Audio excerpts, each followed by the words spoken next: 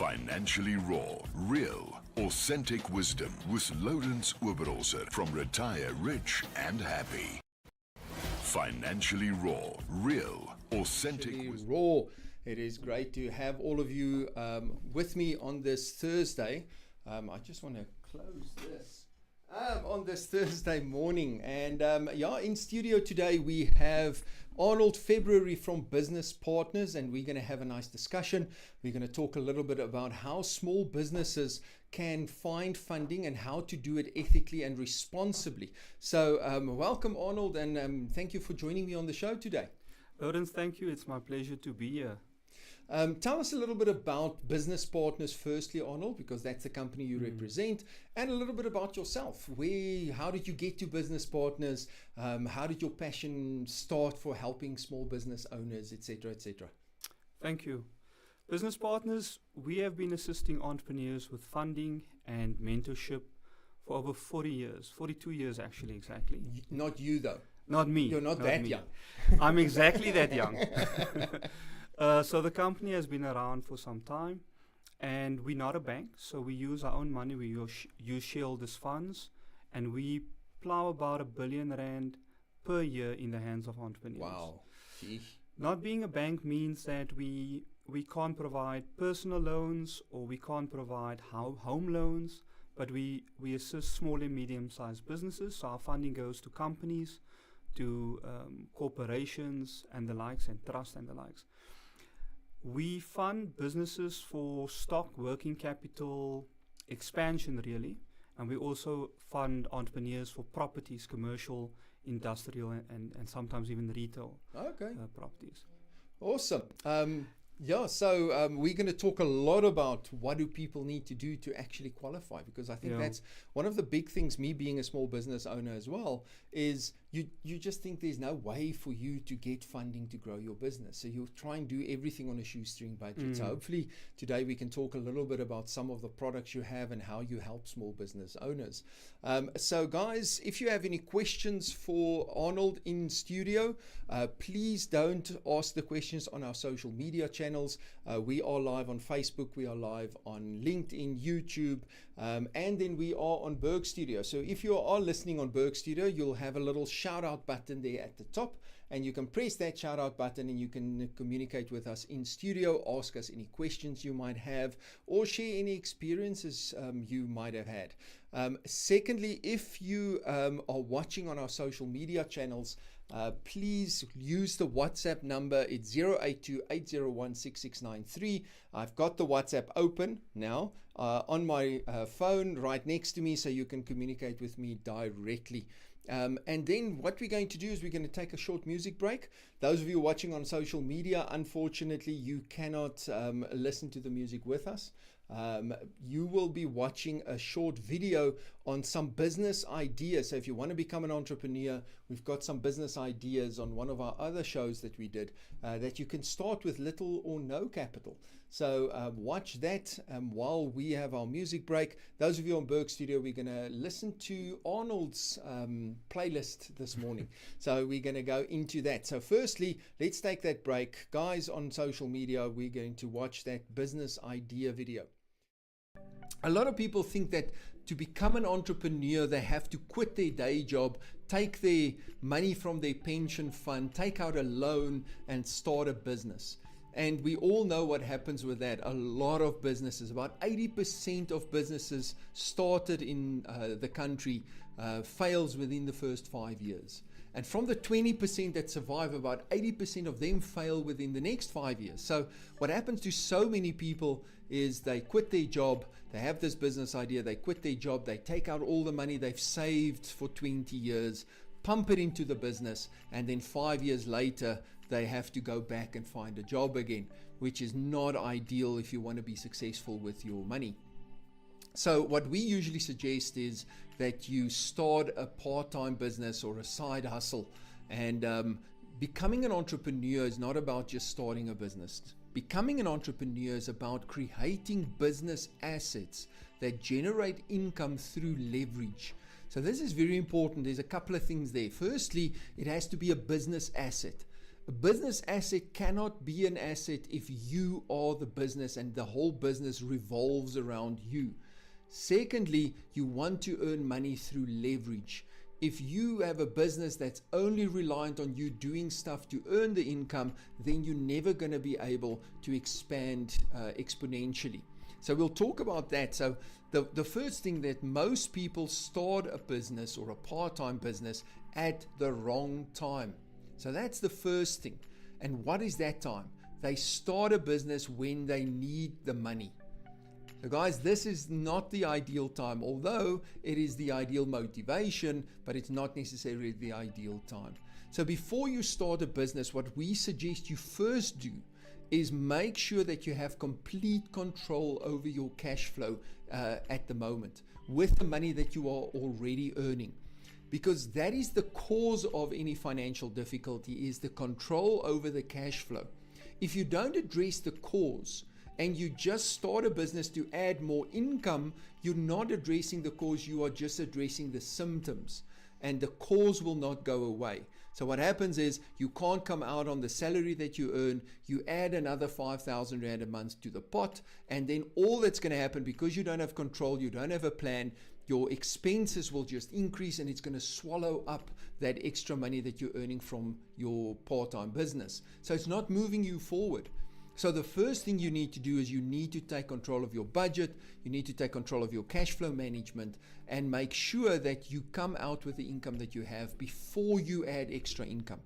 Because if you look at the two ways to improve your financial situation, the first one is to reduce your expenses. The second one is to increase revenue. But people don't want to do the first one because it feels like work. So what do? They jump on the second one. Oh, I'm not getting out with the income that I earn. Therefore, if I just go and earn more income, it will solve the problem. And unfortunately, the reality of the situation is it doesn't. So first go and look at taking control of your cash flow. Now, we've created a model, personal financial coaching model, that we teach you and guide you to take control of your cash flow so that you know exactly where you are. So if you want to find out more about that, you're welcome to visit retirehappy.co.za and register for our free webinar that's on every Tuesday, where we explain exactly how the coaching works and the 4 levels that you go through on the coaching. So that will help you to fix that problem of starting a business at the wrong time. So the next thing is people ask the wrong question. And the question that most people ask when they start a business is, what can I do? That is not the right question. Because the moment you ask the question, what can I do? And you start building a business purely around what you can do, you're immediately limiting yourself. Because the first thing is, there's only so much time you have available for you to do the thing that your business does. Secondly, you can't charge more than what you are capable of producing, which limits you in that state as well. So the focus is not on what can I do. The question you need to ask is, what can I teach others to do, or what can I automate to be done? So those are the questions you want to look at. And that is the difference between what we call a transactional business and a transformational business. So most businesses start life as a transactional business. So you work for a company, but you are good in doing nails. So you decide to start a nail business. So then what do? You do the nails, and you keep doing the nails, and you can only do that many in a specific week for a specific amount of money. So that is called a transactional business. You do something, you get paid. You do something, you get paid. Now that limits you, and it can never scale. So that is... Welcome back, everyone, and that was Bobby McFerrin with Don't Worry, Be Happy. I still remember my kids had this massive argument with me that song was sung by, what is that other Rastafarian singer? The one that Bob Marley. you're Bob talking Marley. about Bob Marley. They was convinced that Bob Marley was singing "Don't Worry, Be Happy." I said, "Nope, Bobby McFerrin." No, I had to go onto YouTube to show them, and still they were arguing with me because they just believed that it was Bob Marley that was singing that song. But brilliant, brilliant, brilliant song. Well, Arnold, now before we went to the music break, you talked a little bit about business partners. Now tell us a little bit about yourself. Why Sure. did you get involved in business partners? What is your passion with helping small business owners? Thank you. So I've been with the company now for 16 years. I earned my stripes in Cape Town. So I'm originally from Cape Town. Okay. And So I have you an semi-grated the other way. the other way, within the same company. I have an accounting background, so I did financial accounting. Never wanted to do auditing, was therefore not planning on becoming a chartered accountant, but I wanted the background because I think it's important from a business perspective. But I've always been passionate about entrepreneurship. My one uncle is an entrepreneur. He was the only one in the family from my mom's side at the time, and he actually sponsored me in my second year of university. So that stuck with me. And in my third year at university, I actually ran a entrepreneurial development program with youth that were looking at becoming their own bosses. So that stuck with me, and then I went to work for a small accounting firm for about 2.5 years. And then I saw an ad with business partners for a junior business analyst. And yeah, that's where that was the history. And I've stuck with the company and moved my way up now to the regional investment manager position. And how long ago was that when you moved from the accounting? So that was 16 years. 16 years with Okay. the company. Yeah. Jeez, all right. So you're becoming part of the furniture there now. Yeah, and you know what? It does not feel like it because every entrepreneur that you finance, it's almost a project, and you learn about the business and the people, and so everything is fresh. It's new. There's no mundane or routine Yes. as much as other jobs, and so the excitement for the job is always there. Yeah. And then also, if you have a successful investment, you can say, I was part of that entrepreneur story. Yeah, that's awesome. That's beautiful. Yeah, and I think that's the name of the company was different in the past, and then it became Business Partners, and I think that name is so apt for what you actually want to achieve as a company. Correct. So before we were Small Business Development Corporation, it was very much developmental, and we enterprised in '94. We became Business Partners Limited. And you're right, the intention is to be a partner for entrepreneurs, but not a partner as in a shareholder, but more as a partner as an advocate for businesses, a partner in information sharing, and a go-to for small and medium-sized And guidance and helping Guidance. these small, medium enterprises once they have, because it's one thing to get the funding. It's a different thing to actually make it work for you. And I think that's where you're also a bit different, if I understand it correctly. You must tell me if I'm wrong, but where you're a little bit different, where you actually also get involved or help or get the business owner help to guide them to make the best out of it. Correct. So there's two things. In our assessment, we place a lot of reliance on the entrepreneurs and the entrepreneurial team or the organogram, the management structure. And our philosophy has always been, if you have a entrepreneur who gives you discomfort, maybe from an integrity perspective or lack of skills, or you just have, trust issues, Yes. even if it's a good business with good security, we won't do it. Yes. The opposite is also true. You have an entrepreneur that you back, and that normally sways a decision, even though the business on paper is marginal. Yes. And Or a startup or something that hasn't been proven and has a proven track record to such an extent. correct. So you're right in saying it's almost reckless to provide funding and not assistance from a skills perspective. And that's why for many years now we have assisted entrepreneurs with funding and with mentorship, where we get skilled individuals, professionals to assist entrepreneurs with training, with system upgrades and process and accreditation. So that we have a technical assistance fund and it really is working for us.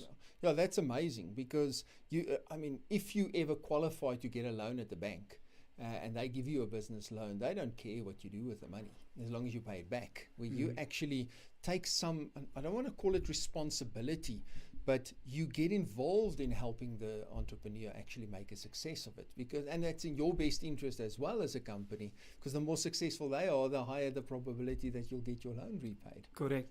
And there's a professional distance you want to keep. You don't want to be You're the not a business, you're not funder. a partner. Yeah. You don't want to be the executive decision maker. Neither Yes. do I want to clean toilets of a BP filling station, as an example. Yes. But you also want to ensure that the entrepreneur has the resources to meet their compliance and to meet their own specific targets. Yeah. So that is why we have third-party mentors to assist. Now, one of the things that you guys are focusing on quite a bit now is to help entrepreneurs buy their own properties, their own business premises and those kind of things. Why is that such a big focus for you now? What do you believe that achieves for the entrepreneur? So I've heard many big corporates or big companies with different offices nationwide make the argument that they don't invest in properties. In other words, they don't want to put on a 30 or 35% deposit in purchasing a property because that money can be used in the operations, and rightfully so. And that mindset is probably with small and medium-sized business owners as well. And business partners for years now have assisted entrepreneurs, and we're the only company that I know of that does this. An entrepreneur who's renting a premises can now purchase the property that they're trading from, or a property that is bigger and better and will be suitable for the business. In that specific case, we can provide funding up to 100% plus the cost. And if there's VAT linked to the transaction, we assist with that as well. Okay. The selling pitch, if I can put it this way, is you as an entrepreneur, you can buy the property without putting down a cent. Sure. So no deposit. So no 30% deposit having to be put down and those kind of things. Sure. Correct. That makes a big difference. So we take all the risk in funding the transaction, and for that risk, we structure a term loan at Prime Plus One, but we also take a minority shareholding in the property. Okay. We therefore encourage entrepreneurs to register a new company. Let us take a 35% shareholding in the property company. Either them as the individuals or the trading company then owns the 65%. Okay. But the reason why that is the best product that we have in terms of activity is that the entrepreneur is already paying rental. So if an entrepreneur is paying 50,000 Rand a month rental, and the installment now on a full loan is, let's say, 60,000, it's an easy calculation to see if they can afford it. Is their net profits, after adding back the rental, more than a loan installment? Yes. So that I think we have somewhat mastered in the market. And how long does that process take? How long does it take if a person listening now decides, listen, well, this is a good idea, I want to buy the property. How long does it take from when they apply to when they get approval? Obviously, the normal registration process happens, but from when they come to you guys to when they own their own property? So I will put it down into three main phases. Okay. And the first one is initial assessment. So that would be receiving of the information, and we'll talk about the integrity of that later. And then doing a little bit of due diligence, getting a valuator out. So that takes about a week or two, depending on the readiness of the information. From there, we either know we can't do the deal or we can do the deal. Once we have all the desktop information and we can make a decision to proceed, there's another week or two for the team to do further due diligence, to write a report. I have to review it, and I'm very critical, so there's a little bit of back and forth. You're the guy that needs to poke holes in it. I'm the quality assessor in that regard. You're the bad guy in the I'm story. the bad guy. Yeah, I'm the bad you're guy. the villain. Exactly. So that takes about 2 to 3 weeks. If it's a bigger transaction, above 12 million, it goes to our board investment committee. So there's maybe another week we'll add on that. But that will give you an approval. money in the bank or transfer of property is dependent on the transfer. It's dependent on third parties, the conveyancing attorneys getting it correct at the deeds office. That might take another 6 weeks, give or take. So, but what is important, Lourens, to say is that throughout the transaction, there's a regular communication with the client to tell them where we are. If we digged up something that is adverse in the application, we will inform them. And if it's going smoothly, we will also give them an indication of the guidelines. Yeah. So, do you see it often that guys who are renting an office in an office block then comes to you and says, well, I want to buy the whole office block? Does that happen? It has happened. So the product that we talking about has specific requirements. So firstly, as a business owner, if you're renting a property and you want to buy that property or another property, you must occupy at least 50%. Okay, all right. Or the rental that your company pays must be 50% or more of the total rental. Oh, okay. So that's the one. So you can definitely buy a bigger property and have third-party tenants, but that must exist. The second one is this product is available only for business owners who has a 2 to 3 year trade history. Oh, okay. Because we look historically or retrospectively at the profits and the rental that was paid, and we do the calculation of rental versus installment looking backwards. Yeah. Oh, okay. Just go back to the shareholding that you spoke about and the implication. You spoke about 35% shareholding that you guys would like in that property company then. How does that affect the small business owner? Does that mean it does mean he's got 65% share, you've got 35% in a separate company, and his company is still paying rent, it's now just paying it to his own company, basically? That's exactly it. So there's a couple of variations to it. The primary one would be that there would be a property company, a new company, and there will be the entrepreneur's existing company, let's call it the trade co. Yes. And the trade co would have a lease agreement with the prop co, and the entrepreneur would be paying, there will be a lease agreement where the entrepreneur pays the rental to his own company. Okay. We just have a 35% shareholding, and what we do is we give the term loan over 10 years, and when the 10 years expire, you can understand that the asset, if we bought the property for 10 million, it has probably doubled in value. Yes. And the loan, if we financed it for 10 million, is zero now because the loan is repaid. Yeah. So now you have a fully paid asset that has appreciated in value. Business Partners is a shareholder there. So a couple of things can happen. You can either get a loan from the bank to buy back our shareholding. Okay. You can sell and we can split the proceeds according to the shareholding. Or the third option that we give to the entrepreneurs is, instead of waiting 10 years to buy us out, we'll give you put options to buy our shares back, let's say 5% for 7 years or 7% for 5 years from year 3 onwards. Yes. Okay. And obviously that also, because you are a shareholder in that property, it will make it a little bit easier for the small business owner to qualify as well, I believe. Are you referring to when the term loan is... Initially now. Oh, initially. Yeah, because you guys are sort of shareholders in the property as well. It gives you a little bit more stake or more opportunity to take a little bit higher risk, I would assume.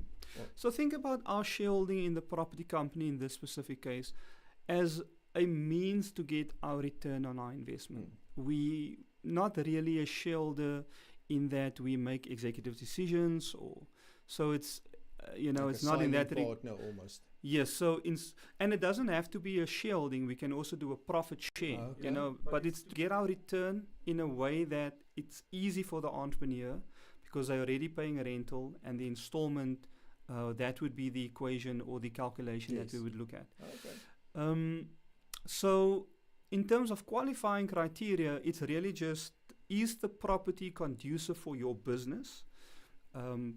Can you afford the loan? So in other words, rental versus installment, that we've discussed. And the third one is very important. In growing your business, will the property suit the future expansion of your business. And that's really the criteria. Okay. Well, we've run over time again, so let's go for a short music break. Those of you watching on our social media channels, we will watch that video on business ideas again, and let's go. Not the ideal, but most businesses start as transactional. But the moment you start a transactional business, you immediately have to have plans in place to transfer that or convert that from a transactional to a transformational business, because that's where you want to come. A transformational business includes leverage. You need to have leverage in your business and automation in your business. It can be both, or it can be either or, either leverage or automation. So you want to automate what you do as much as possible, so it's not directly, the income is not directly related to what you do in the business. So you build leverage by earning from the efforts of other people, by teaching others what you've been taught and earning income from the efforts that they do. That is how business owners and entrepreneurs create business assets and become millionaires and billionaires. I mean, look at somebody like Elon Musk. He doesn't go and design each rocket for SpaceX himself. He's got engineers, he's got all of these people that design. He gives them the idea, they implement, and he earns money from all of the efforts that they do.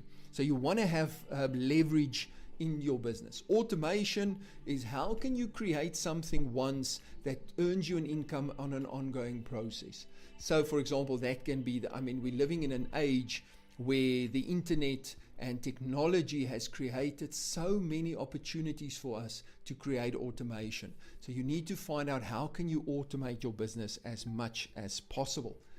Thirdly, I do believe that every person working for a salary has to have some kind of a home-based or sideline business, because firstly, it will increase the revenue that you generate for yourself. And if you want to become successful financially, you cannot have only one source of income. You can't live only on PSI. What does PSI stand for?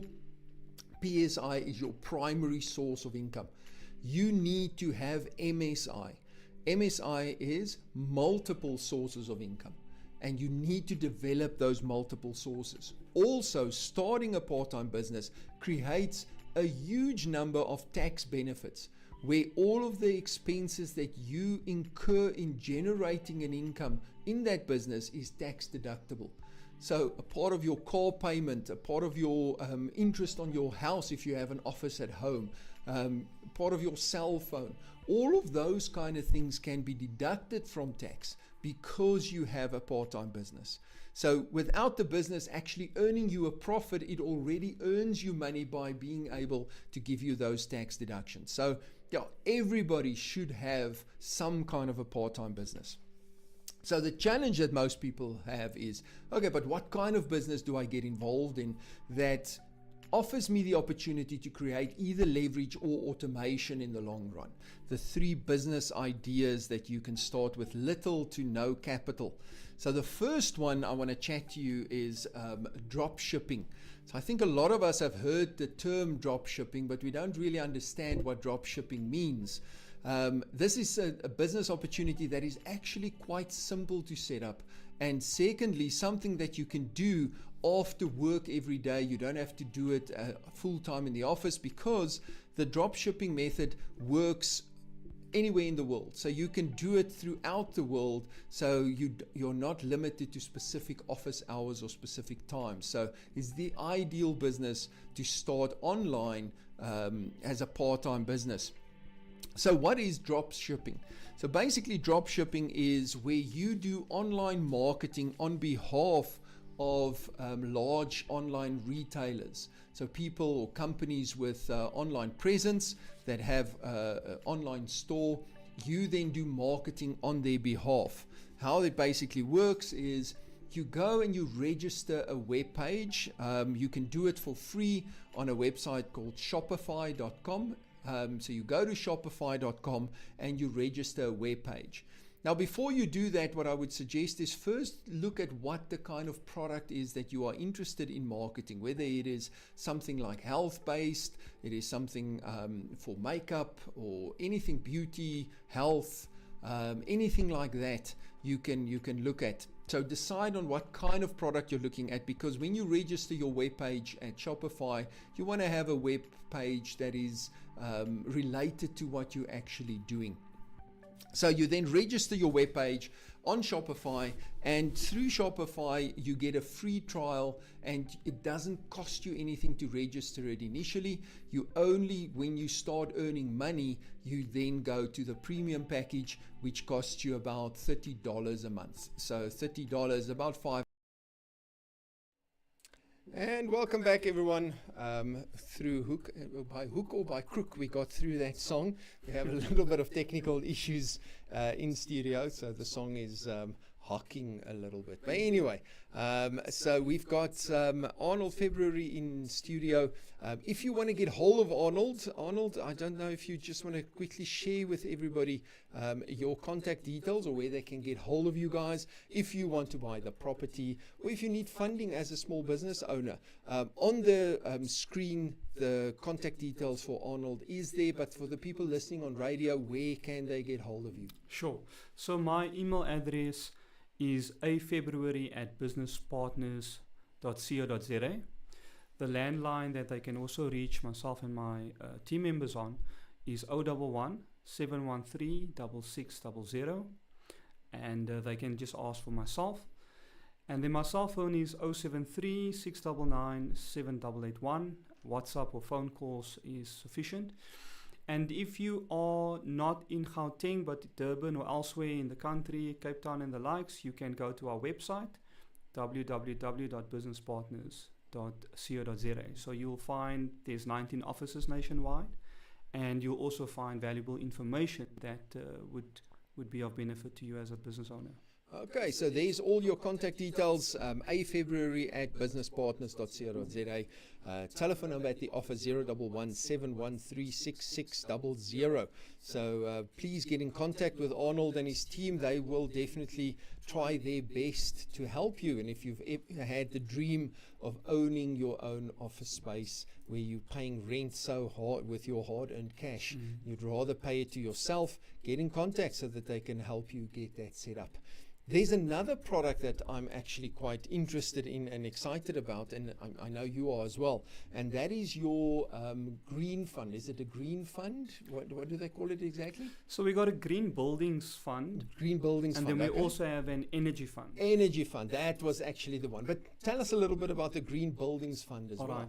So if we finance a business owner for a property, whether it is in the scenario we were talking about, they trading and they want to buy property to trade from, or we buy properties for investment purposes, or even residential developments. We fund developers as well.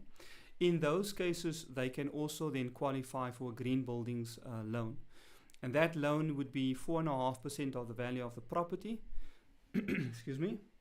It's a very, I would say, a soft loan, but basically what the loan does, it allows the property to become an accredited or certified green building. Okay. So that would assist the entrepreneur in efficiency with water, with electricity, and even with energy utilization of the building. And we'll get it accredited. And the facility will be over 10 years. It will be at Prime Plus One. But the beauty of it is once it's accredited, and we use the Edge platform for ensuring that accreditation metrics is complied with, then once we have that, the entrepreneur will benefit in that the green buildings loan will write off about 40% of that. Sure. That's amazing. Yeah. Right. So that is a combination of energy, of water, and like I said, electricity, and it's green. Okay. But the energy fund that we have is not necessarily green. So it's linked to the need that business owners have because of the, how would I put this? They can't rely on Eskom or the difficulty that they have with the supply of electricity. we can finance a business owner for a generator, for solar panels, or any other alternative energy source that would reduce their reliance on Eskom. Okay. And that would be a term loan that we give over 5 years at prime plus 1 with no additional securities. Sure. And so you say that's generator, that's solar. Do you then give them the money to do their own installation? You don't have suppliers or things like that they can contact through you to do the installation. So how does that work? So we don't have a database of suppliers, but what we want is we want the supplier to be accredited, either with a municipality or with a different institution or a body. And we want to ensure that the brand of solar panels, inverters, batteries and the likes are good, that there are warranties, and then finally also that the solution that's provided is sufficient for the business demand. Okay. You know, if the output is, let's say, kilowatts. So if the output is that they require per day is, I don't know the technicality. You're the electrician.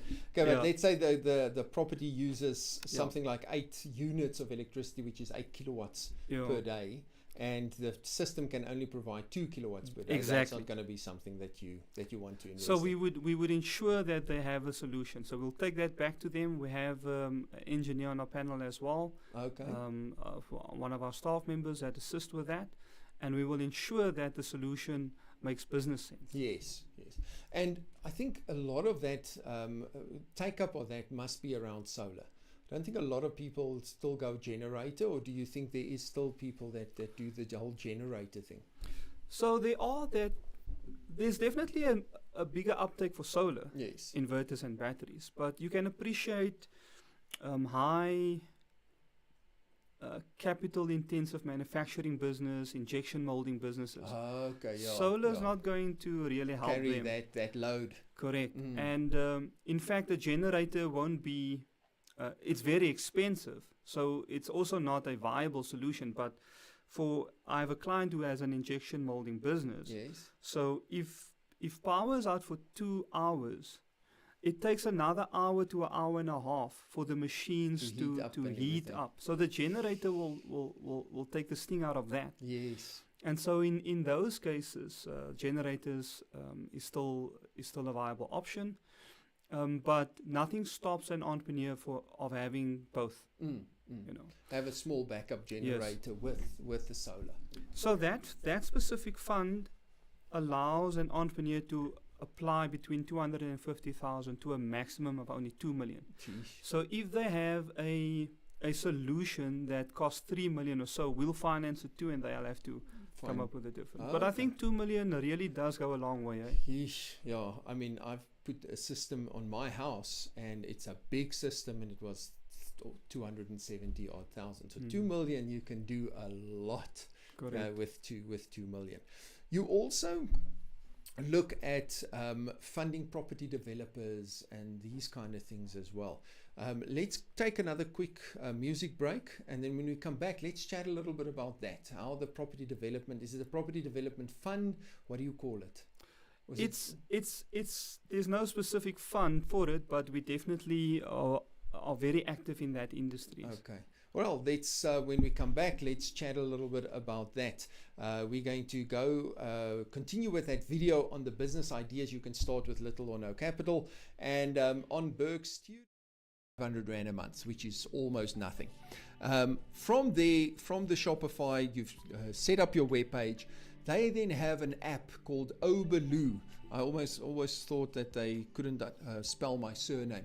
Oberloo, Oberloo, and that app then creates an online store on your behalf. So you create an online store on your Shopify webpage, and you can then add products or links to products on that store of yours. You then find online stores or online retailers that do offer drop shipping agreements. So how that works is you then market. The company does everything. You just market people to go to your website. They look at the products, they order from your website, but that is directly linked to the retailer's website. They order, the retailer handles the payments, so they've got their own payment system, whether it's credit card or PayPal or any of these offers anywhere in the world. So it can be people in America, Australia, anywhere in the world, people can order 24 hours a day, 7 days a week, 365 days a year. People can order through your webpage, and the retailer handles the shipping to the client. So they do the payments, they have the products, you don't have to have any stock. They do the shipping out to clients. All you need to do once you've set up your webpage is to start marketing it through your social media channels. And you don't even have to use a paid social media spend. There are so many free community pages or community advertising pages, business pages, where you can place your ads or place your product and promote your product for people to get to your website. So that is quite a simple one to set up. Once the order is shipped and the company has received their payment, they will then pay you a commission on whatever the products is that were sold. That is your profit that you earn. So the automation in this business or in this opportunity is amazing. What you need to do is you just set it up initially. Your job is more on the marketing side to drive traffic to your webpage, and the rest all happens on your behalf. You don't have to get involved in invoicing. You don't have to get involved in payments, collecting money from people. None of that. All of that gets handled for you by your company or the company that you sell on behalf. You can even expand to different kind of products. So there is huge opportunity for growth and leverage, as well as automation. So a very, very good idea to get involved with if you want to start something that you can't probably do during the day. You can only do in the evenings or over weekends. So this is something that you can really get your teeth into. So that's the first one. So guys, I think that's something really interesting to go and research. You can do some research on YouTube, look at drop shipping. There will be a lot of info on there, as well as if you just Google drop shipping. And welcome back, everyone. And that was Sunday's best, or Sunday best. Sunday best. And that was from which artist was it? Surfaces, Sunday best. Regarding looking your best, feeling your best every day, so that you can do your best every day. So before we went on our break, we spoke a little bit about the funding of property developments. I know when we spoke last, you spoke about, and I know everybody wants to do the student accommodation. Tell us a little bit about how you help people to do the property development. Okay.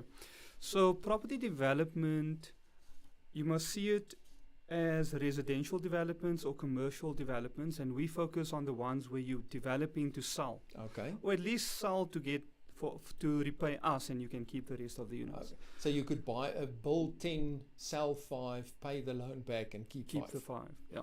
So there's a couple of risks in that specific category. So there's building risk. There's saleability risk, there's legality risk, so the zoning and the dealing with the municipalities have to be in place. And then there's a collection or how the units are sold and the money is transferred. Yes.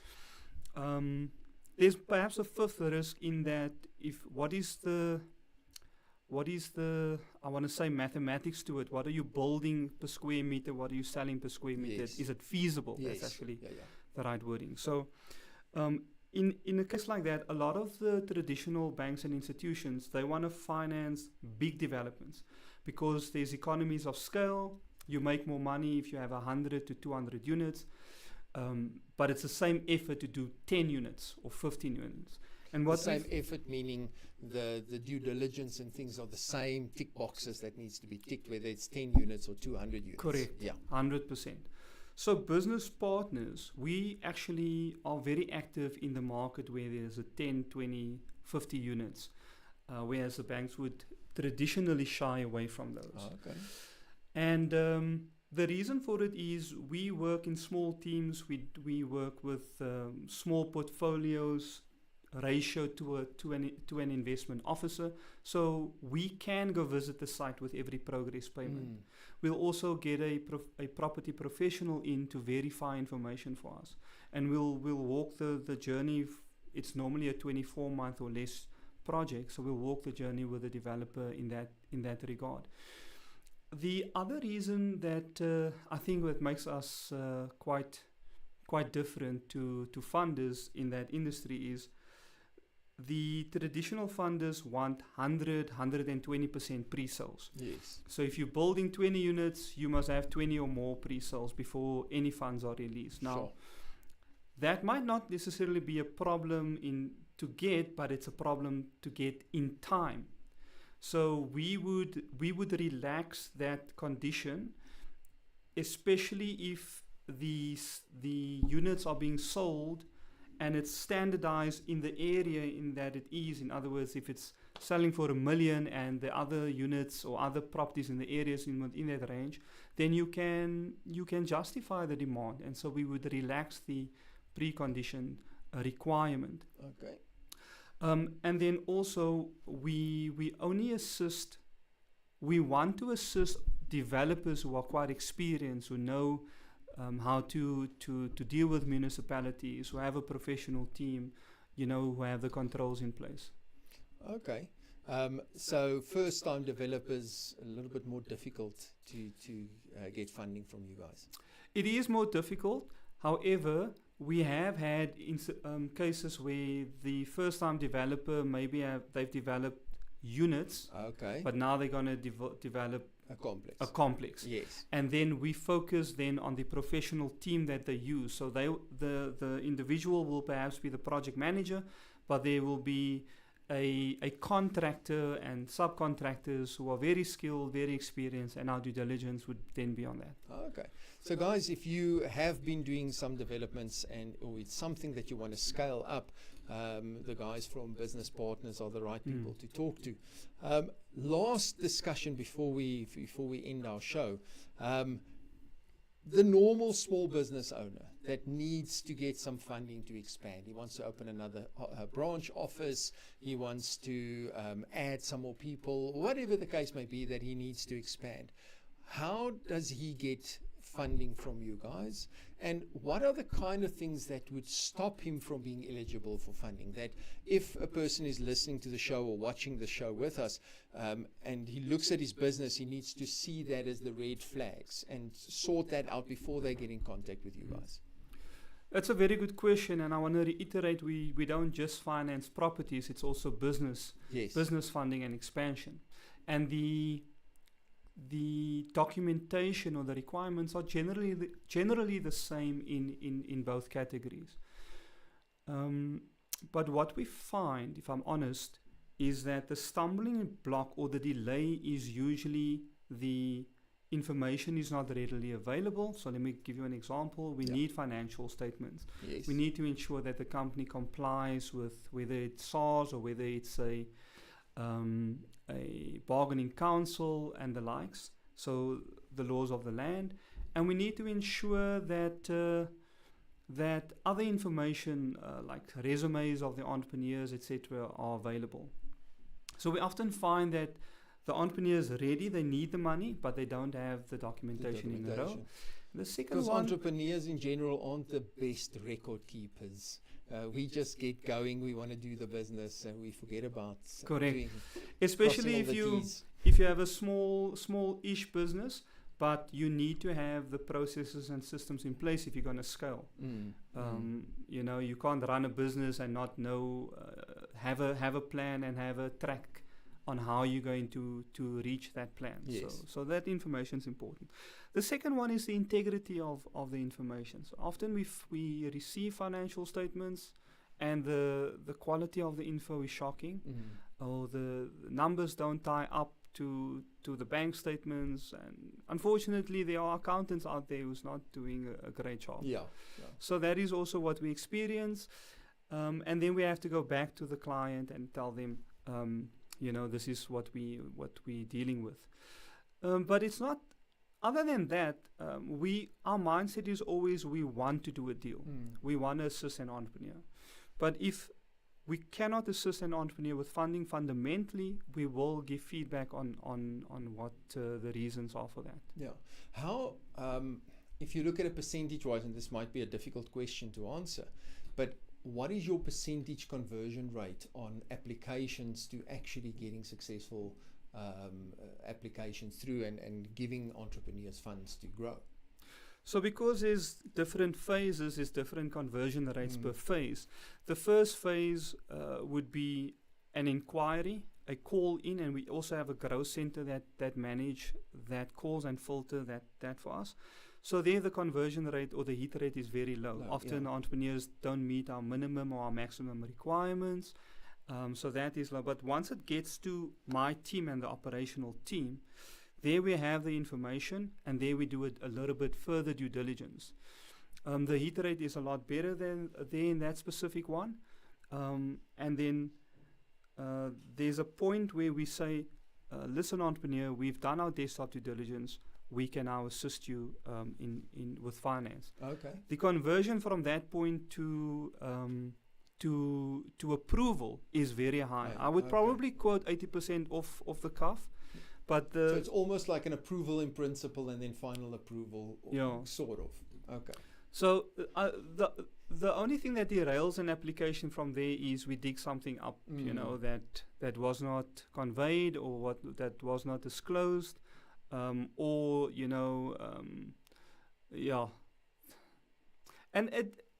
it does happen, but it's very rare. So if I don't want to quote percentages, but I think it's the hit rate or conversion rate is very low in phase 1. It's better in phase 2, and it's much higher in phase 3. So if an entrepreneur is listening now, what would be one or two main things that they need to look at before they get hold of you? Is it profitability? Is it just having all their paperwork up? What are if you had to give some advice to people wanting to apply, what do they need to get ready before they call you? Okay. So I think the first one is the reason why you apply for finance. If an entrepreneur applies for a 10 million rand funding or a loan, we want to know a couple of things. Why? How will that money be utilized, applied, and how does that money make you more money? Yeah, how's it going to, what results is it going to create? Correct.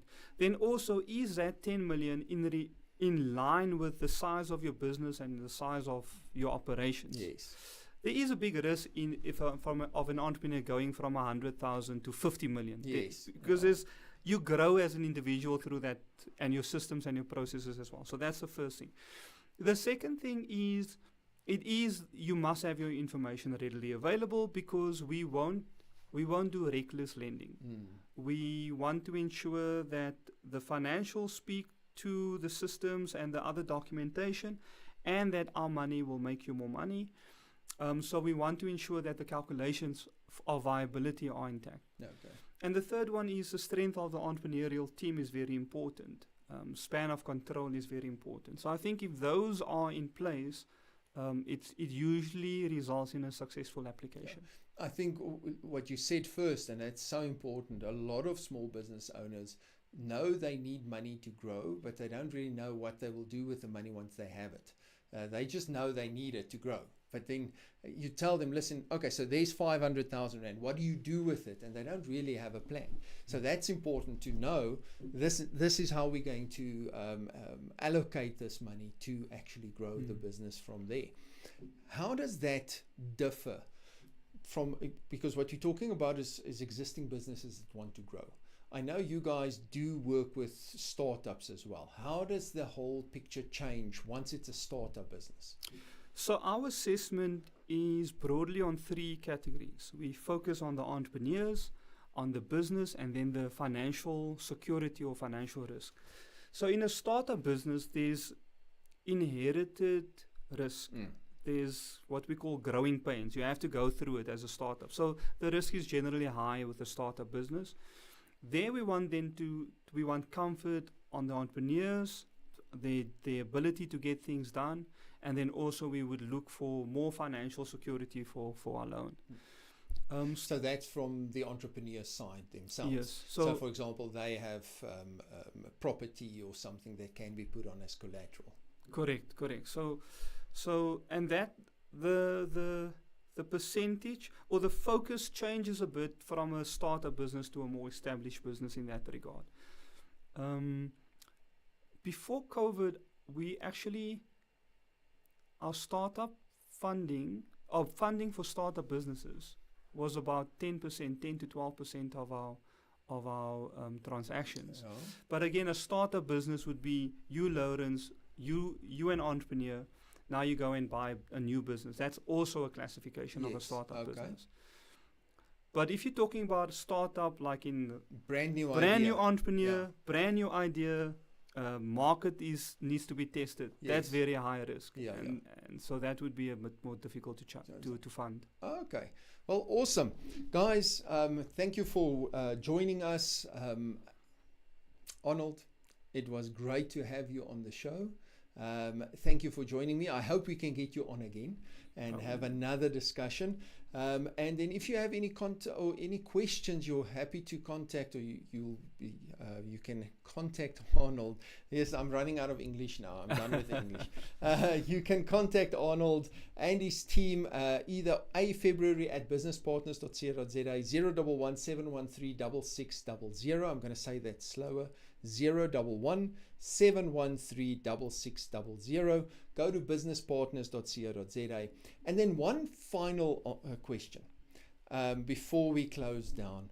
What makes you different to your competitors from business funding? Why should an entrepreneur come to Business Partners? In one answer, I think it's the way we look at an application. If you go to a traditional funder, they have a framework, a very rigid framework, if I may add, that if you don't have this solvency ratio, if you don't put on this amount. Okay. So it's almost like a computer just checking the facts. Exactly. And that's it. Where we will take an entrepreneurial approach in an application. So we'll look at everything, we'll assess the risk, we'll try and mitigate it. And even if all those requirements are not, it's not a yes or no. There's a big maybe section that we will actually assess. Okay. And speak to And the work entrepreneurs with the about. entrepreneur to get them to the point where they can. So Correct. it's the human factor is, Yes. I think, a big thing with Business Partners. And then how long does it take? So again, I come to you, I say, listen, I've got a company. This is the amount of money we need. Here's all my paperwork. How long before you guys say, there we go, funding is available? I'll give you two scenarios. There's one of my area managers did an application now. They received it in the middle of May. It was approved the 1st or 2nd of June, which is very quick. Yeah. And they've lodged. They're going to pay out by next week. So Sure. so that is within 30 days, 45 days, you have everything, which is exceptional. But I've also in the past, I financed engineers who do components for NASA on satellites. Geez, okay. Now you can appreciate the investment team have to understand what they actually giving the money for, yeah. so that they understand the risk. So that process takes a bit longer. But on average, I think anything as an interquartile range, anything between 3 and 6 weeks is fair to say for an approval. No, that's amazing. Well, thank you, Arnold. I hope to see you soon again. Thank you for joining me. Those of you watching on our YouTube channels, I'm going to say goodbye. Arnold, say goodbye. Bye. And bye, everyone. And we're going to play out with the guys on our Berg Studio. We're going to play out with our final song. So let's just quickly. Financially Raw, Real, Authentic Wisdom with Lourens from Retire Rich and Happy. Financially Raw, Real, Authentic Wisdom with Lourens from Retire Rich and Happy. Financially Raw, Real, Authentic Wisdom with Lourens.